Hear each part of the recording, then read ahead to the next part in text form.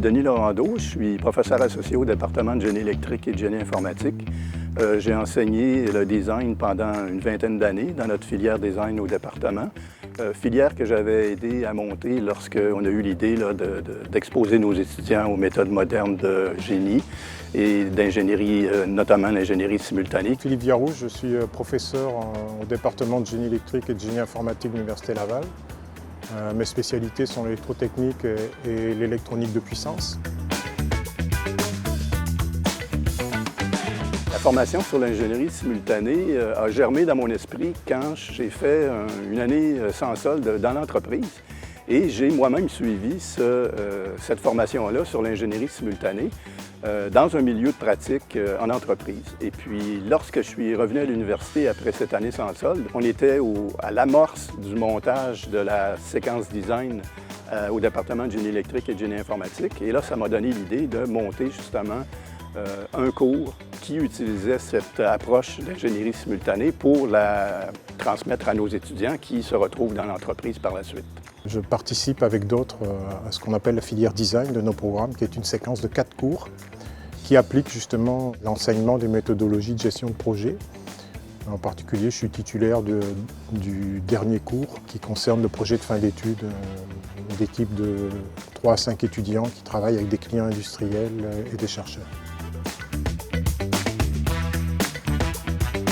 Alors, l'ingénierie simultanée se distingue des approches classiques qu'on appelle séquentielles par son caractère itératif et incrémental. C'est-à-dire qu'on essaie de comprendre les besoins du client en plusieurs fois, en équipe multidisciplinaire, et on essaie d'élaborer une solution également en plusieurs fois pour s'assurer qu'on n'oublie rien, de manière à éviter les retards ou les surprises en cours d'implantation des technologies qui sont d'intérêt pour le client.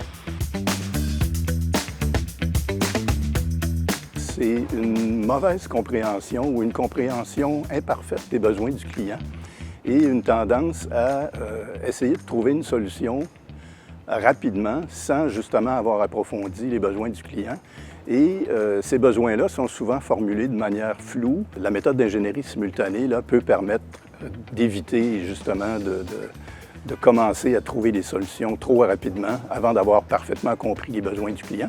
Et aussi, un problème dans les entreprises, c'est le travail en silo des différentes équipes disciplinaires qui fait que la communication n'est pas parfaite entre elles et que souvent, ça amène des problèmes plus loin là, lors du développement d'un produit. Souvent, le client n'est pas technique.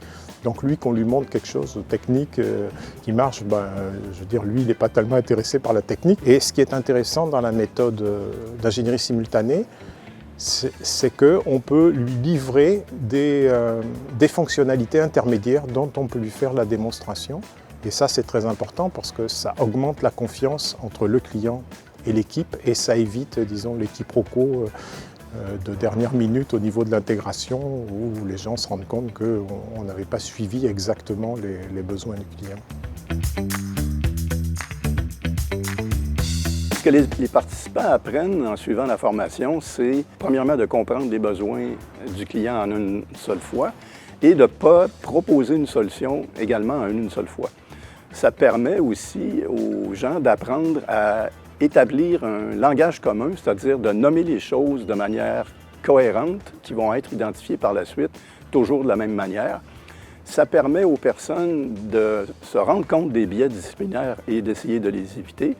Et ça permet aussi d'apprendre à être plus efficace ou plus agile face aux problèmes qui leur sont posés par les clients.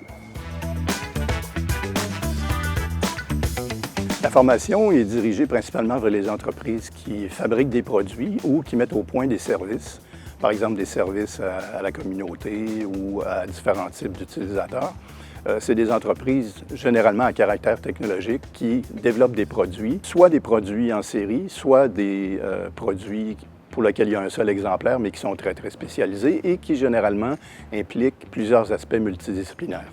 Tous ceux qui font des services, même un service des entreprises de consultation ou des gens qui font des produits, dans tous les domaines, pourraient bénéficier de cette formation. Par exemple, à l'heure actuelle, on est en train de travailler justement à l'application de cette méthode à des méthodes de gestion, par exemple dans la fonction publique, de projet dans la fonction publique. ils l'appliquent en équipe à un projet fictif qu'on leur donne et ils essaient de mener toutes les premières itérations de la méthode d'ingénierie simultanée. Donc la formation, en général, elle se passe sur une semaine complète. Ça consiste en 35 heures de formation. Et sur ces 35 heures de formation, ce n'est pas une formation uniquement avec des présentations à assimiler, des choses comme ça. Ils analysent les besoins du client, ils construisent des documents, ils reviennent sur ces documents par itération, tout ça, jusqu'à arriver à ce qu'on appelle, disons, c'est là qu'on commencerait le design, jusqu'à arriver même à prévoir le plan d'intégration, avoir une solution physique. La formation comporte généralement 4 blocs. Qui sont suivis par les participants, mais il y a aussi ce qu'on appelle le bloc 5, qui est une séance synthèse où tous les participants de la cohorte font un genre de retour sur la formation, mais en présence de leurs dirigeants, c'est-à-dire les personnes qui leur ont permis de suivre la formation. Et nous, les formateurs, dans ce cas-là, au bloc 5, on est un peu en retrait.